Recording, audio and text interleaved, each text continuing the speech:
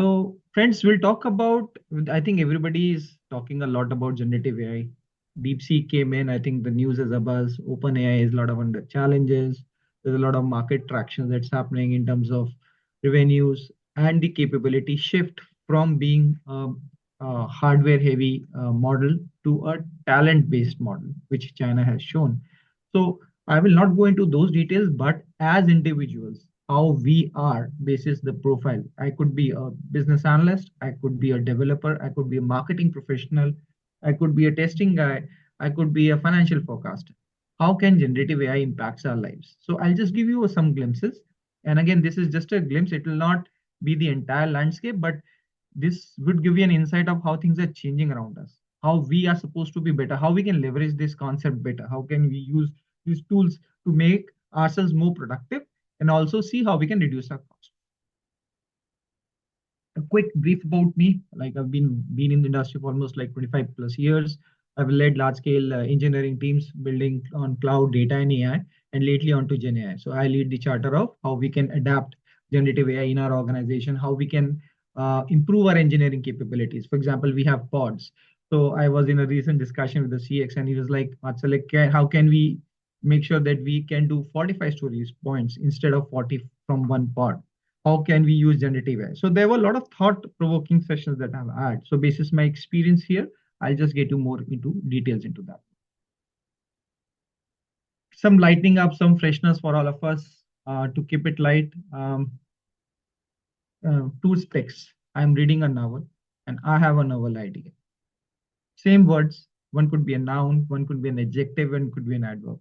I come from a school background where Ren and Martin was the base, and we were taught and told and learned the tenses, the past, the perfect, and then the nouns, adverbs, adjectives, how they work. And English not being a native language to us, it took us some time to observe what does it actually mean. Is it a noun? Is it a pronoun? It's a verb, adverb. This is confusing, and to be honest, it still is since we are not native. But then these models are trained and they are skilled at figuring out what this means, and they'll give the answers or responses that we do on a day-to-day lives. When we talk about models, think of it for all the people who are like just getting into it to understand what is this is all about. Is it magic? Is it an algorithm? So these are models are just algorithms, functions where you put in something, you input some data, some parameters, and you get an output. It's just like a system where you put in information and you get it processed in the form that you want. This journey of what we see in terms of ChatGPT or DeepSeek or OpenAI, we see the much refined version of where we are. Things have evolved over the time. But fundamentally, these models have been built on three fundamental things. That they think, they learn, and then they communicate. Over the period of time in the history for last 20 years, the thinking part has been done a lot. There are a lot of research is done at Stanford's, at Google's, and a lot of PhD students have worked on that. But the learning part, that is the continuous learning, putting up a sample data, for example, 100 records is being fed into the model. 20% or 30% are being used to train that data, where it learns, it starts getting more intelligent. And the third part is the communicate, where we ask something and then it gives that information back. So these three steps layers have been there for long. And fortunate for us, the learning and the communication part is getting more strengthened as we. The basic of all this, the fundamental crux of all these models is how do we interact. For example, if you and I are speaking, we are talking in a language which I can speak, I can show, I can express my thoughts, and you as an audience can understand what is meaning. So there's a common medium to understand and communicate. Similarly, all the models, for example, a lot of us would be using ChatGPT for sure. So what is that common model? What is that common language or lingo that we understand? That's in layman terms, we call it prompt engineering. It could be a text, it could be an instruction, it could be a code, it could be a test case, it could be a requirement to write an epic. So the concept, the verbose may change, but the fundamental is it is basically asking the model to to a specific question. Hey, can you do this? Hey, can you help me with that? So that's the way we evolve. It's like querying and getting the right answers. Many people think it's very easy to ask someone a question and get an answer back. But is it so? Let's see.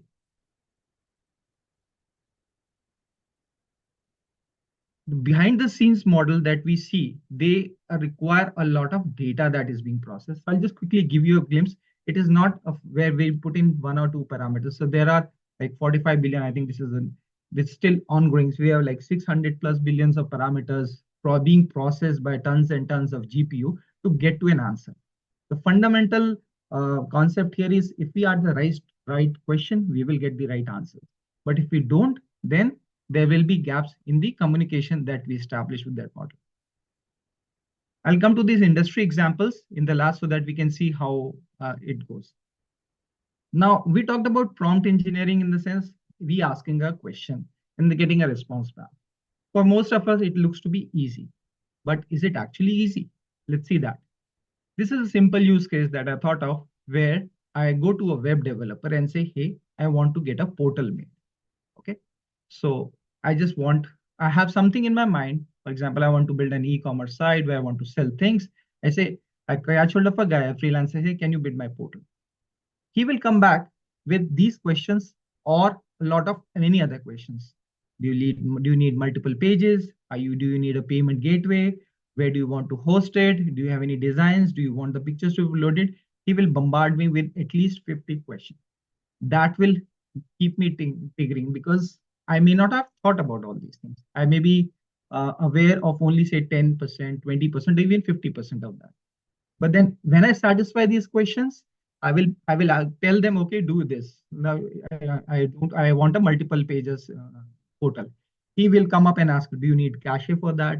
Or do you need CDN for that? Do you want to host it on the web? So the questions will increase. And this iteration will continue until he gets a very clear and granular information which he can process. He'll take some time and then he'll come back with a POC or a sample and say, hey, this is what you're looking for. So you see, so it's like I initially gave him a one-liner requirement. He came back to me with 10 questions. And then those questions have started iterating to come up with a final result. That's how Agile also works. When we get into product detailing and getting into the requirements execution. But is that easy? Let's see from an example. How do we use it in our day-to-day lives? I have just created a sample case study. So it's all virtual. So guys, there's no correlation to it. So I thought of a use case where where's a lady. I've taken a character named as Roma. She is a digital marketing analyst and she's hired by a startup which is into women's bridal brand. So this is more like marketing, sales type of a use case where that lady is being hired. She's onboarded and that startup says, hey, we've been there in the business for the last 4 years. We have done well. Our revenues have grown. But then those revenues have grown primarily by we offering discounts on the websites. People sign in, we give 20% off, and then we start giving them coupons and other stuff. We want to get away from that model. And we are looking at growth. That's why we have hired you on a pretty good salary. You've been there. Now you help us come up with a plan how we can execute our digital marketing strategy. That lady was like, okay, this looks to be a good starting point. But the catch to this request was she needs to present this marketing report in the next 3 to 4 days. Poor Roma, she was just new to the system. She was just assimilating a lot of information. It was tough. She thought of pivoting to say, let's take a use case of a chat GPT. He said, let me try something in chat GPT. Let me see if they can give me a marketing approach. So she gave a prompt and that was very simple. I need ideas for a social media posting plan for an upcoming women's bridal brand, which are not oriented toward discounts and sales promotion in 100 words. She said, just give me a glimpse. Let me see how it shapes up and then I will delve into it. ChatGPT was very happy. I took a snippet here. They said, okay, why don't you stitch your story around this? So these are some of the ideas. You can create some behind the scenes stories. You can create some bridal features, talk about trends, build about communities, get into similar people. So it gave a good 7-8 pointer outline of what she needs to do. She was, oh, great. These are great thoughts and ideas. But is it helping her? She'll still have to work towards building a marketing approach or a strategy or getting to up where she can present to her leadership. She said, this won't work. I don't have time. And it was like late 11 in the night. So she refines, uh, let me go, let me escape. Sorry, I'm just skipping. I'll just give you a glimpse of. So what she does, she defines those prompts into 5 categories. And what are these categories? She talks about the what, the who, the where, the why, and the how. So these are called the 5 W's and 1 H. I've omitted 1 W. And she rephrased her query in a way where she talked about, see, if you read it very clearly, so there are a lot many information that is provided. Who am I? The user persona. It will depend. I am a digital marketing analyst. So she's telling to the model that what is my level, what is my persona. I'm a director, I'm an intern, I'm an analyst, I'm a social media marketer. So that will give that model some food for thought, what needs to be done. Latest design and writing ranges.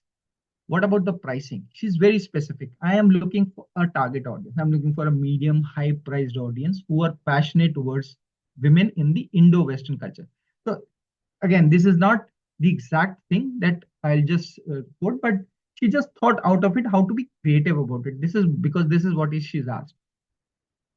Since it was a marketing campaign, she mentioned I use social media presence on Instagram, TikTok, Pinterest. So she just mentioned that I want my thoughts. So these are like ideas where she wants them to expand. Who? Who are the target audience that I'm looking for? I am looking for the women bridal industry, females age 25 to 35. She's bang on the target audience where she's looking for. So see this. This is in the initial prompt, there was no such information. But she's very specific on giving what type of audience I'm looking to. Who a perfect blend of Indo-Western culture, status, and lifestyle. She is targeting Indians in this age who are living across the globe. Where I'm looking to the Indian clients living across the world. It's not Indo-Indian specific, but it's like targeting all the lot of people across the globe. And that's where she's looking for the real revenue to come out. I want to generate creative content ideas considering the geographical and cultural context. So her theme of Indo-Western or a specific ask is very clearly called out. Why? Why do I need this? I want to do an organic reach. So she's clearly mentioning that what he's looking for. And mine is to give a messaging to the audience. I'm not looking on discounts. She's very, very clear. Oh, these are the bottom lines that I'm looking for.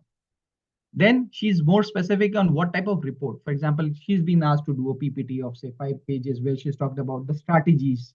What is the idea? Where do I do it? So she just had some skeleton or some thoughts in my mind. She said, okay, let's do a marketing approach. I'll do the 60% of the funnel awareness. How do I spread awareness about the people?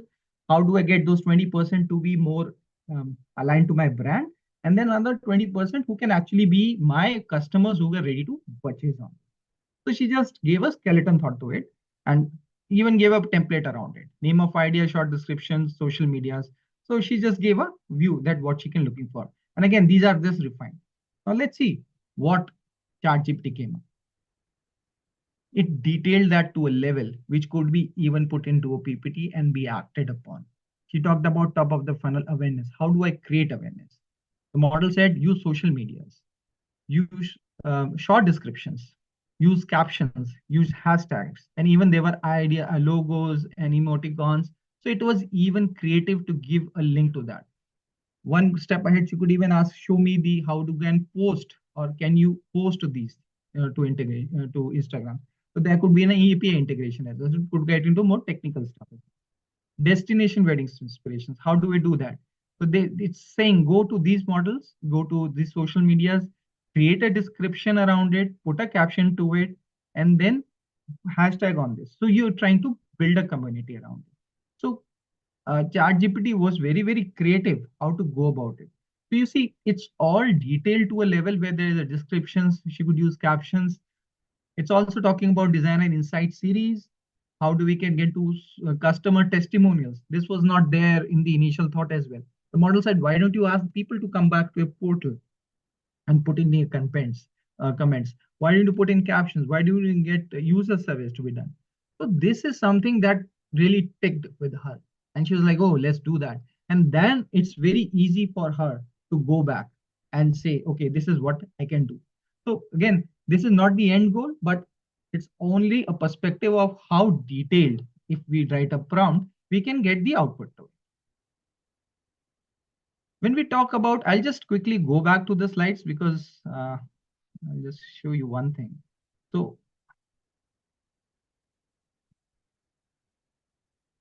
this is a standard approach that's being used. So I'll just take a step back into making you a perspective of what are the 5 Ws and 1 H. So a key to writing a prompt, and this is only not for this marketing strategy, but any other works. For example, if some of you may be a business analyst, you're writing a one case user story or you're using a test case. It's very important to follow this guidance because this will give you an indicator of what information can be added. What are you asking from the system? As Indians, as individuals, we are not very detailed with our asks as compared to Americans. They will write a long email if you're asking something, but that will have so much of information that we as Indians don't generally put in. So this model just says what? Be very clear of what you are asking. You need to tell them what you're expecting out. Because if you don't, it will not be come very clear. Where? Where? What is the industry in reference? Again, you have to box it in where you can say, okay, this is my target audience, these are the regions, this is my specific taste and preferences. Which aspects to be focused again? Again, a specific thing to give a direction to that model. What details are being considered? So you see, these are just 2 pointers. You can think of more. You can be more creative of what specific things that you want to do. Who is asking it? Very, very important thing. Because the ask and the information that is getting from these models would vary according to people. It would be from a developer to a junior person to a very senior person. Things would change. A novice level to an expert level, things would change. What is the expected audience? What are we targeting? Because then it will be more specific. Then this model will crawl and get a lot of information pertaining to that only. Why am I asking this question? Why are we looking at response? So these are things that will give a perspective of refining the prompt to a level where that information can be extracted.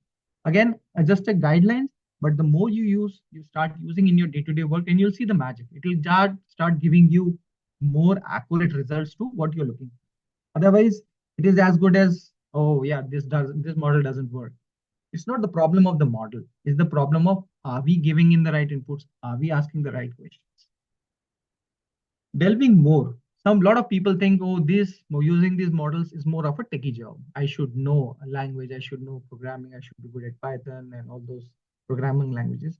But to be honest, it's a mix of both. For even good developers, they need to be very, very articulate in terms of when they're using these models. My team uses a lot of GitHub Copilot.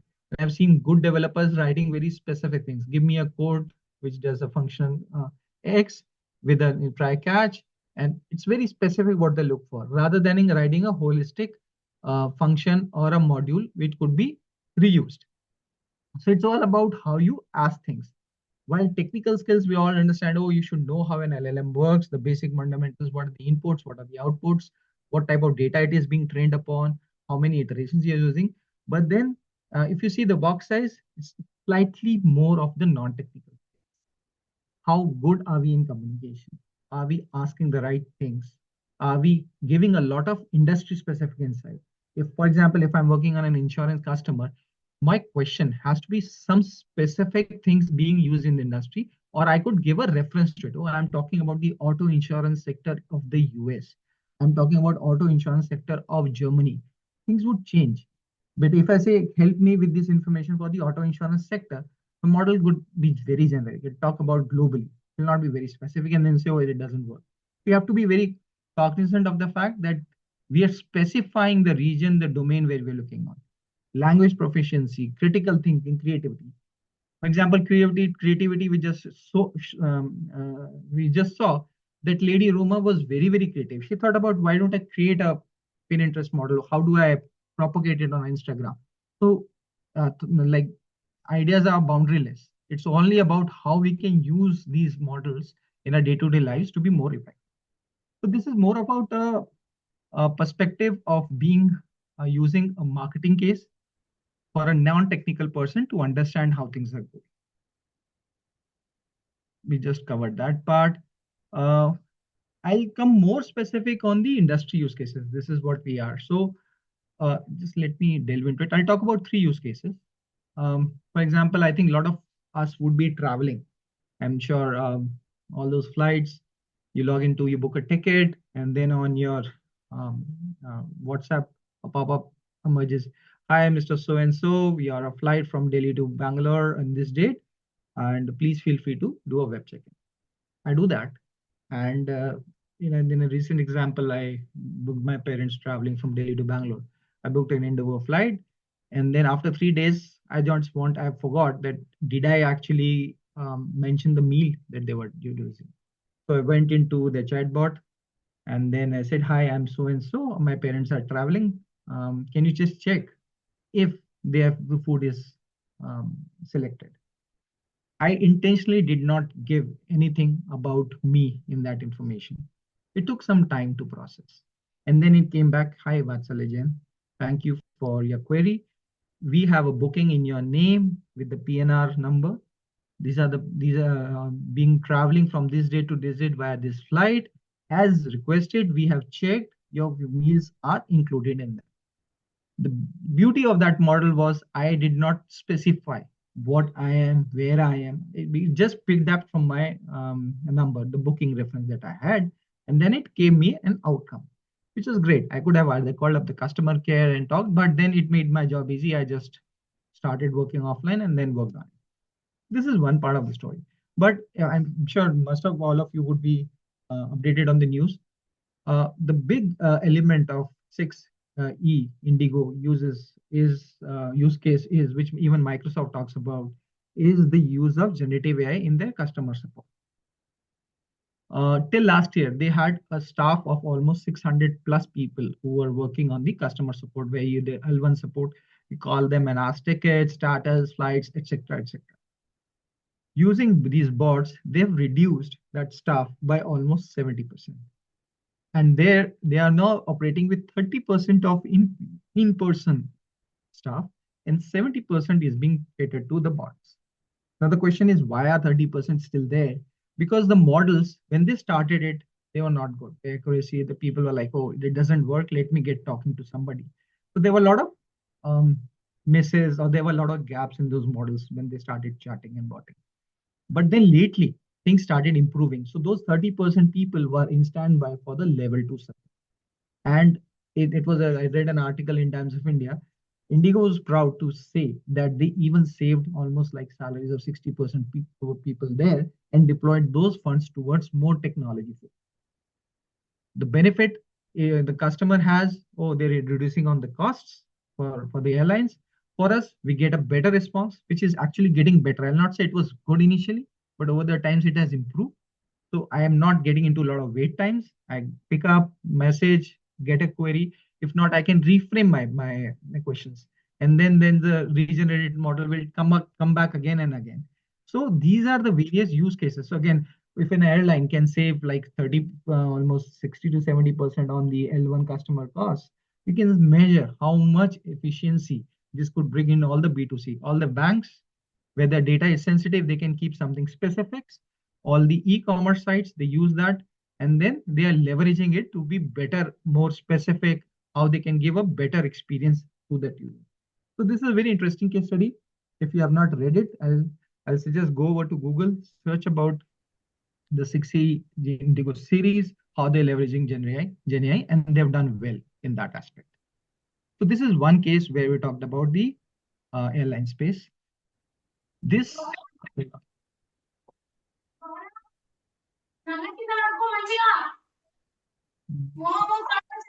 So this is a good use case of we all what Netflix. So you go on the OTTs, you see a series, and then there's another element coming up and say, "Oh, you may like this, things that you have watched." So while uh, traditionally a lot of e-commerce sites have done that, but then GenAI has helped a lot into personalization engagements. For example, if I write, "Oh, I am an male with this age of years, these are my areas of preference, and I'm pretty good in action, adventure." So it will give me a lot of more movies on say action. I saw three. I didn't like the fourth. I'll give my feedback to it. So next time it will keep that information and push me or suggest me movies which are more closer to the first three ones. how it is doing, there's a lot of personalization content that's being generated. So there are a lot of keywords associated with all those tiles. It will pick up and see which is more relevant to me. And then it'll start pushing me. I've been watching Netflix for quite a long time, and I sense, this is again a personal opinion, that the contents that they're pushing on me in terms of movies is surprisingly very close to what I like to. If I have to, I'll not be wrong to say 80 to 90% of the movies they are projecting to me is something what my actual taste is. So they've done a good job. And what it is doing is they're giving into more of personalization contents, which is helping them for better engagements. I'll probably continue watching it for some time until they say, oh, this is done. But then they are keeping people engaged, and they are giving a lot of outreach in terms of AI-driven insights. For example, how we can do a maximum campaign. So they internally behind the scenes, they'll see which are the things that are moving fast, how they can leverage that, and they can also project and create. I think Netflix is a good creator of content as well. So this gives, oh, this is something that is spiking up. And based on the model, they can come up, oh, let's create something on those things. So these are very good levers in terms of how they can use analytics and generative AI. So they use both. They use analytics and then Gen AI for creation of new content based on the data that they have. Third area that I've picked is more from a financial perspective. For all of us, many of us who are working in the financial domains, there's a lot of, whenever there's a big company that's looking out for loans, they hit out to the banks. Oh, we are looking for a loan of say 500 crores. The bank has to do a lot of due diligence to see if that loan makes sense. What are the risks to it? For example, banks have a very big risk quotient. So they have an entire team working on the analysis to see if these transactions are risky, if there's a challenges with the lands, is the vendor, is the person that we're lending, how good is his CIBIL score, and any elements that could make that liability into an NPA.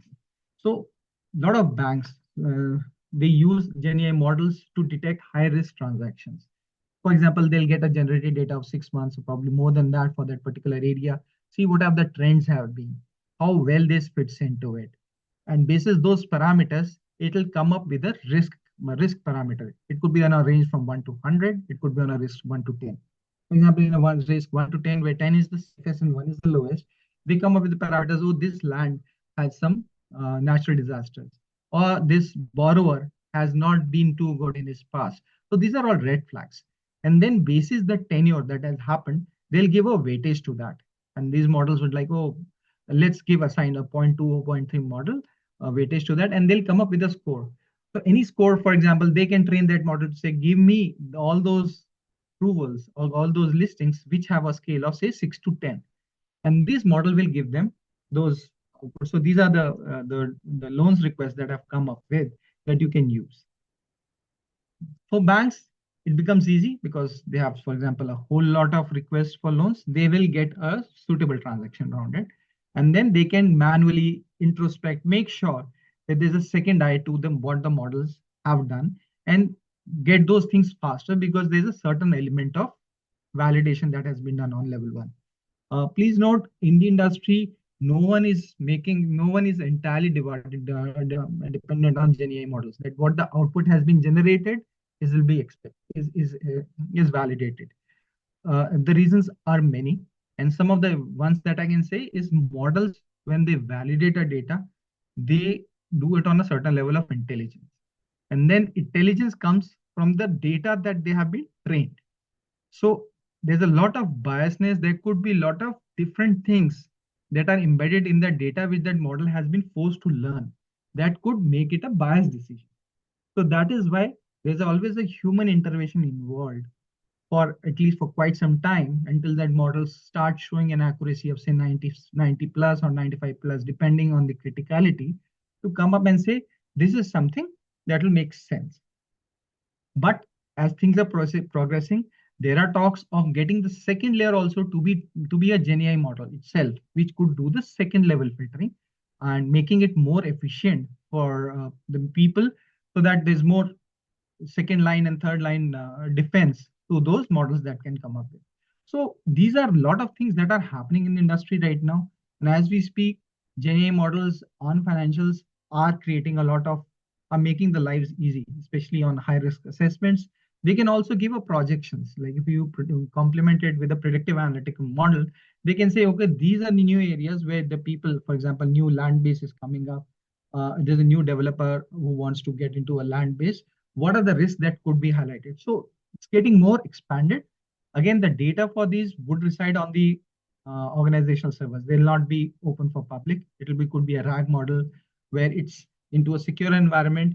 Only the employees who are on the system can use it. They will make sure a lot of this is privacy data. It should not go into the open environment for other companies to be able to be hacked or something. So there are a lot many things that are happening on the ground to make sure that the data privacy is there, the data hallucination is not there, country, color, creed, all those things don't impact those decision making, and these models get better. To say that relying on generative AI models will give me 100% accuracy, that's a far-fetched thought, and it will take a lot of time. Probably there would be a human involvement to validate it as things go, but then going forward, as we see more and more adoption in things, we'll see a lot more beneficial environments that we go into around. So these are the three use cases that are talked about the industry that I generally interact with and have seen some benefits. I believe many of us would be from the IT background, so I thought I'll just share some insights. We talked about the use cases from an industry standpoint, but then we also use a lot of SDLC in our program, the software development lifecycle, where we have the designs, the developments, the unit testing, the deployments, and then all the go in the life. So how has generative AI been adaptable here? Number one, and number two, are we actually seeing benefits out of it? For example, my team uses a lot of GitHub Copilot. So we have an Azure shop. So what we did was I picked up a batch of people, got them trained on certain courses, and then I put them in pods. So I had like a team of 20 pods. I injected one business analyst, one developer, and one QA who had some generative AI into those tools, into those texts, into those teams. What those people were doing, they were using GitHub Copilot for requirements. They could get into more, like the BA there was getting into more requirements. He used to parse through it and he used to come up with his requirements in a more detailed way, very fast because the tool was doing it for him. But the beauty was it was very detailed also. Those user requirements were no longer one lines. Oh, the user wants to click here and get an output now. It also talked about what are the acceptance criteria. What are the definitions of done? How do you validate this story or this epic or this use case is done? So that was a complete box that BA was writing. Got into the design fight where there were architects who were designing things. They used some part of GenAI, but it's more of manual skills that I've seen. Got into development. People was like, oh, I've got a story being assigned to it. Let's do the coding part. They started writing code. Many of the developers that I see, they generally go on the Google and they search the code, they embed into it, change those parameters, keep running and seeing and removing those errors and see when it fixes. But then if it is the code base is already integrated with GitHub, the code generation becomes very fun.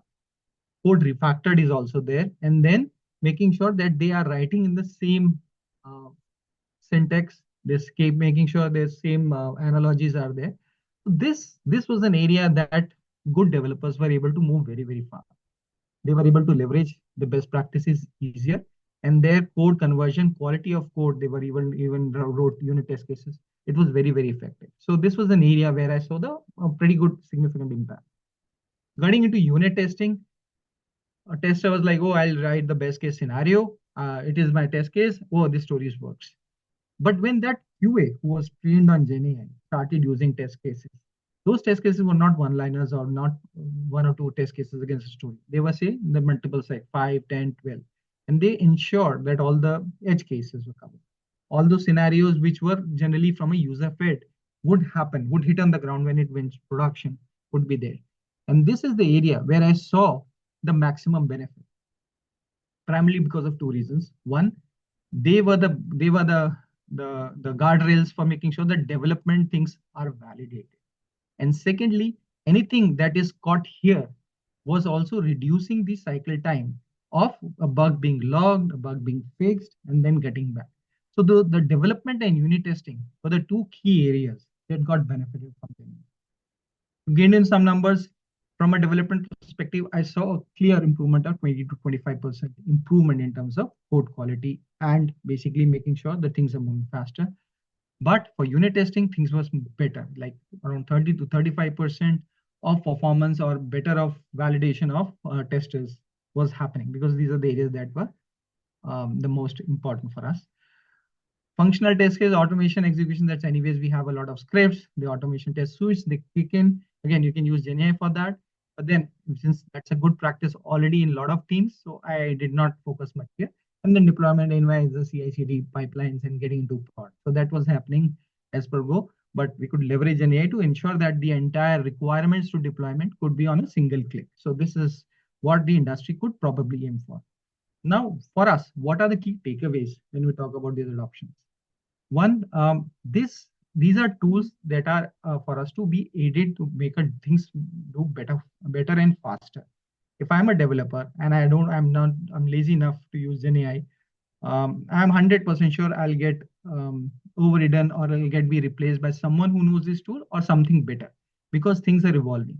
So what I've seen is people who are able, like developers and testers and BAs, who are eager to learn new technology sets, who are eager to get into more areas and see how they can be beneficial, it could make sure that they things they do better. So again, as individuals, my honest request, make sure that you're keeping your eyes and ears open, making sure that you're learning, and then we are updating. Functional test cases, deployments again. So this is just one gamut of how SDLC works, but really like see around how things are improving. How can you do a better job?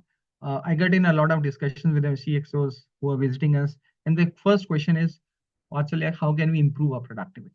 And I'm proud to say, oh, I'll use them for development, I'll use them for testing. But then he also comes up, can you help me reduce my cost?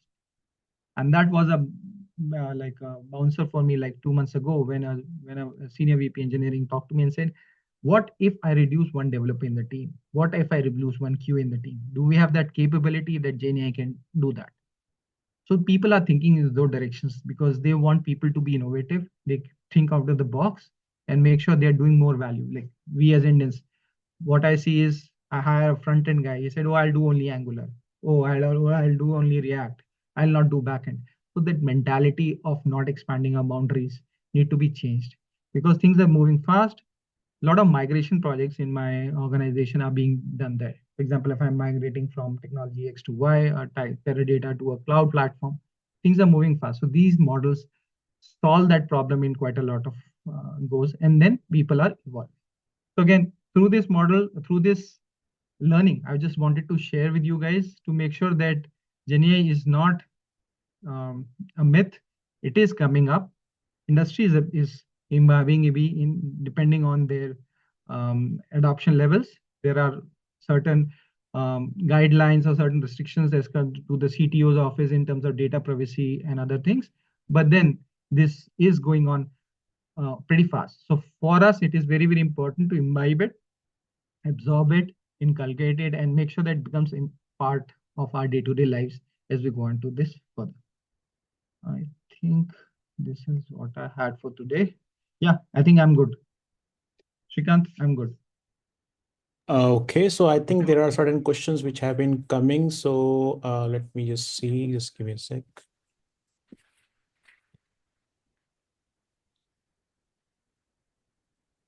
Yeah, just a moment. I can see. Yeah, so one is Kshitij has raised his hand, so maybe you can continue your question. Hello, are you able to hear me? Yeah, can hear you. Yeah, we can. Yeah. So I just shown that all SDLC steps, right? So one thing is about data privacy, or you can say code privacy. Okay.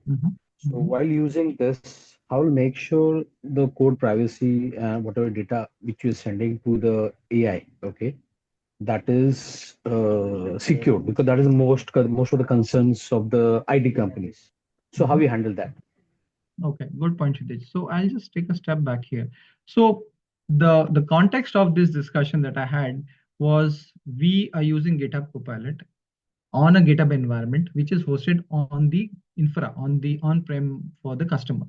So this is a controlled code base. It is not public. And we are like, when we license with GitHub Copilot, they assure that whatever models are being used, they will just use to transmit data. They'll give the output, but they'll not store that information. So that makes sure, and they give it in writing as well, and there's an agreement to it. So customers who have a formal agreement with Microsoft, they will get into using GitHub Copilot, and then we also get into that picture on that. So it is not like, if rather than if I copy a piece of code and put it on Chat GPT, yes, it will be a big risk, and no company would approve on that because there's a very high chance of that data or that code being shared across. So there are certain privacy rules. For example, if there's an agreement with a hyperscaler, it could be Azure, it could be Amazon, it could be Google. That is very, very important to make sure that we use that environment. If there are no approvals, my sincere request would be not to use any tools as of now, because all those open source tools may have legal implication to all of us. So make sure that there's an agreement between you, the company that you work with, or the vendor partner to use all the standard hyperscalers. Got it. One more follow-up question. So how do you look at the future? Okay, when I say future with say one developer, okay, one tech guy, okay, and one non-tech guy with the expert in prompt engineering, okay. Okay. So what do you think that difference? And if I may ask, what industry are we specific? What role are we Let's specific? say IT engineering, okay. Let's say he maybe in .NET, okay. Let's say two guys. One is in .NET. Let's say both are engineer, okay, but one has good experience into the .NET, okay. One has basic experience, okay, but has good mastery into the prompt engineering, and with the prompt engineering he can do anything, okay. That level experience he has. So what is your preference, or where the industry is going in that case? Okay. So Kshitij, I'll give you an example. So in the slide that we see, so when they talked about development, so the person that I trained to use GitHub Copilot was a seasoned developer. So what I saw, what my observation is, his productivity, like he was writing good code, he's been there for, like, he was a tech lead, good technical coding background. His productivity improved substantially. He was able to generate code fast. His quality also improved, but then the element of improvement was already there at a level of, say, I'll say a 7.5 out of 10. He got it to 8.5 or 9 out of 10. In the second case, where a person is good at prompt engineering but not good at coding, he may get an output from this model. But then, does he have the right skills, or is he ensuring that the code that is being generated is apt for it, or it needs improvement? So that's a call that that person has to take. If we let only the model to write code and just let it run its own, there will be problems. So that intelligence, that insight is needed to make sure that whatever the code is being generated is in the right context. Are we not missing anything, and making sure it's the right? However, I'll also add, for person who's not good at coding, these tools are very good to learn. For example, if I'm starting new as a in the team, if I use these tools, it will give me a syntax. So GitHub Copilot, oh, these are the Boolean formats that you want to use. This is the input output algos. So for me, it's a ready to use template to see the best practices easily. So all it needs is the right intent, the learning aptitude, and making sure what I am committing to the GitHub as a developer is it is my stamp. It is not, I can say, oh, this GenAI gave me this code and it works. No, it has to be validated by me. So that is very, very important when we use this. Just want to add one more point here is that generally what all happens is even though you may not be a seasoned developer and you're using prompt engineering to generate the code, the problem may happen when it goes to production. So when production fails, you should be able to realize why exactly it is failing, because I mean, it's not just creating the code, you need to make sure that that is maintained as well. So many times when people don't really understand what they are creating, and it becomes a problem in the long run actually. So that is one aspect you want to consider. Correct. Makes sense. Okay, Got it. Thank so another one actually, I see this moment from Narendra. So, how is data governance for AI model learning handled? What factors prove that the data used to create a specific model is contextual, non-biased, and contextual as per the defined scope? Data governance. Yeah, Okay. So Nagendra, you there?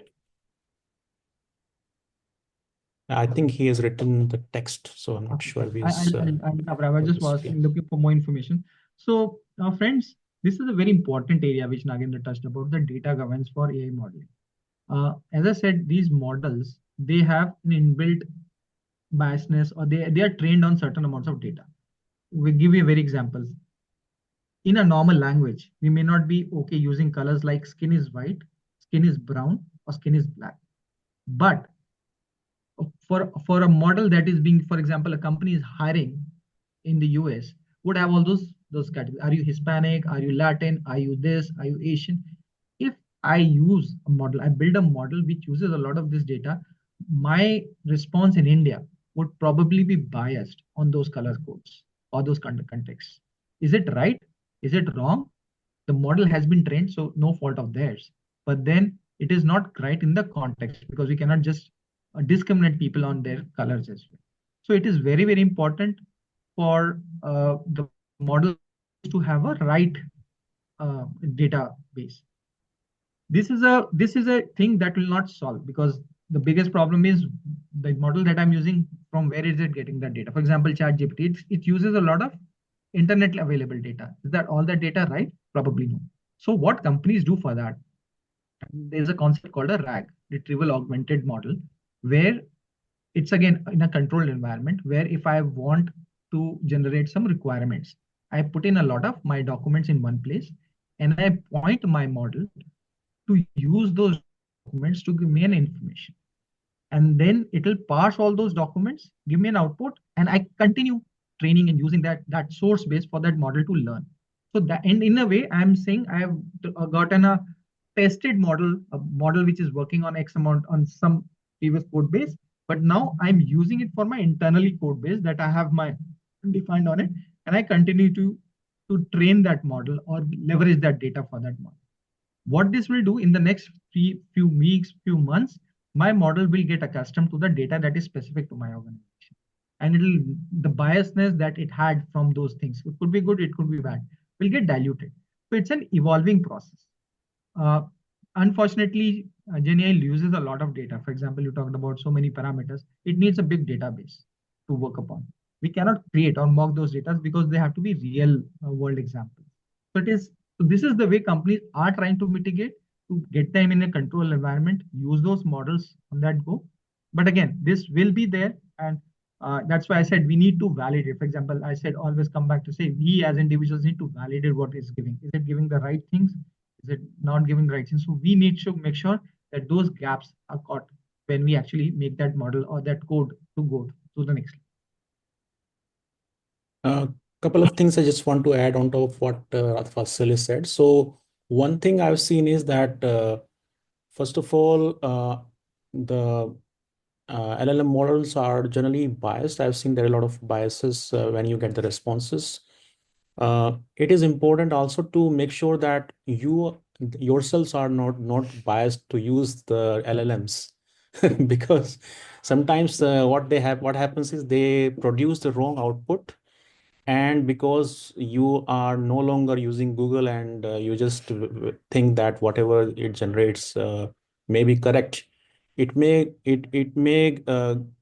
get you into a soup, because if you are using that data which is not verified or even not correct in a official environment, then you can be in an embarrassing situation.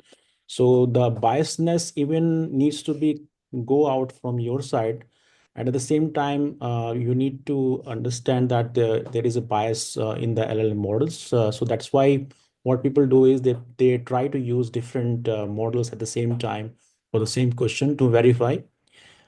Second thing is, I mean, which Vasily already mentioned, people are for that purpose they are training their LLMs on their text, on their data. So that becomes contextual in that context actually. Right. So I'll just take one last questions, considering we are moving towards the time. So I think Krish has raised his hand, so he may want to ask a question. Yeah, hi. Hi, Srikant. Hi, Vatsalya. Am I audible? Yeah, Yeah, yeah. you are. Yeah, thanks for arranging this, first of all. So I just wanted to understand, we discussed all the things in under the sun, but I just wanted to specific question on how do we use these Gen AI models in terms of, large core systems of a, banking or financial services where, the legacy data is lying for the last so many decades. So what is the, best way to use the Gen AI and make sure that the transformation programs will, including the enhancement in the core pass as well as migrating the legacy data. Do we have any insights into it? Okay, so Krish, I think it's a good question. So, what the industry is seeing in terms of generative AI, so while it's all about creating new content, a lot of projects on IT, especially like migration from a legacy, say SQL and Oracle to taking onto the cloud, they are also happening. Where we have a large code base, we make sure there are ETL processes and it gets deployed to say a Teradata or maybe a MongoDB on the environment. So there are a lot of many ETL configurations that happen. Now, what has happened is data has a lot of variety into that. There'll be a lot of parameters, there'll be a lot of patterns that need to be identified. And a table to table migration may not be easy. For example, if I have a table one in SQL, it could be a mix on based on the skeleton of the schema. It could be a mix of like 3 or 4 tables go to one amount of table. So there'll be a lot of dependencies, a lot of cross connection that could happen. It will not be easy for a GenAI model to pick it up, process it, and put it in the data in that context. However, there has to be a learning process to it. Breaking that data, hypothetically saying if I have like a million plus tables, classifying those tables, these models can help. These are the simple tables, these are the medium level of tables, these are the complex tables. How do we port it? So it could help optimize the efforts for the easy migration of the easy tables. First, we provision it and give an example of a migration of a medium level table migration and give that as a use case to this model, and it can start identifying if there are any more patterns to it, what can be done in a migration in the next steps. So it will be an iterative phase, but once you've done a project on a migration from A to B, the next project that you do where you have a lot of previous information, where you build already a model, things would become faster. So this is an iterative thing, and these, uh, while the energy and time here would be good, but then it's much less than what a manual or what any non-Gen AI model would do to migrate those things. So this is a new evolving thing, and you'll see a lot many projects leveraging Gen AI. It's a slow phase, but again, as you do it repetitively, as you do more, things would improve. And this is what where the human intervention and getting into more of intellect thing to fine tune those mappings, making the data transportations are happening, the transversions are happening. So that will evolve, but it's not like a plug and play. You click and do deploy. So those things would not be there, but it'll take time. Thank you, Hope that Vatsalya. answered you, Krish. That answered very precisely. My question is that you address the actually core part of it. I understand. Currently, I understand what from your this thing is that there is no plug and play option. You need to, do the trial and error and see how the output is coming. Based on that, we need to tailor our input and output mechanism to be streamlined so that, as you said, simple, medium, complex, we can define and go with simple and see whether that model works. Then we need to extrapolate to medium and complex. Is that understanding correct? Yep. And again, don't be restricted by this approach. I think No. This is just one of explore. yeah. This is one of the creativity. You can just see how it can yeah. move. I was trying in the in the net that currently we do not have any, as you said, kind of, we can take that LLM and plug it to my project where I can able to do tweak the that LLM and plug it to my model. That was not there, so that is why I'm asking this question. Sure. Thank you anyway. Yeah, Shrikant, you want to add? I just want to add is that I think one of the important thing which uh, is needs to looked at is like what exactly you want with the data, because I mean sometimes uh, even though the data is available, but then at the same time we want to use Gen AI, but then for the Gen AI as well, what exactly we want to do with that data. So that becomes very important to define in the first place. And then based on what your use case is, there are different ways to train the AI model. So you can have the controlled environment in which you use the machine learning. So that is one aspect. Another one is the Gen AI, which is uncontrolled supervision. No, is not required in that case. So that is another case. So depending on your use case, you want to you want to move that data to these options, and then there you will find choices to how to move the data towards them actually as well. But as I'm just trying to say that first of all, it is important to define what exactly the use case is. Why do you want to use it? So that needs to be defined from the business perspective.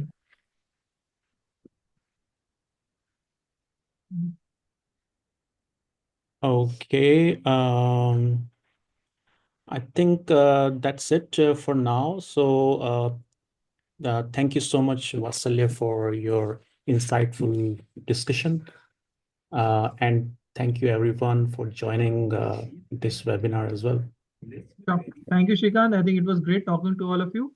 Please, these are my details in case you have any questions after this session as well. Feel free to reach me out. I'll be happy to share any more insights that I can, or probably get you more information that you may look. That will help you. Sorry, last one question. Vatsalya, can we have a next follow-up session on one use case where you can able to walk through us, if it is possible? Any specific use case on what? Yeah, any use case on the, like I said, transformation of data, or the how to improve the SDLC process, which we discussed right now. In one piece, you can take out like analysis phase, or a planning phase, or a development phase, or the testing phase. One particular SDLC piece, and can elaborate that using GenAI, if it is possible. That is my request. So I think so. One thing is definitely the challenge around code and context would be there. Let me attempt that. I'll not say either yes or no. Let me figure out how we can generalize it so that Yeah, it makes sense. yeah, So think through it. That yeah, is food for thought for us. correct. No, And Okay. just to make sure that there will be more such sessions in the coming days anyways. That So would be I good. thank you, Will, for your Thank you. inputs, and we'll work towards that. yeah. Thank Thank you. you, everyone. Yeah, Bye thank bye. you. Good night, everyone. Take care. Thank you.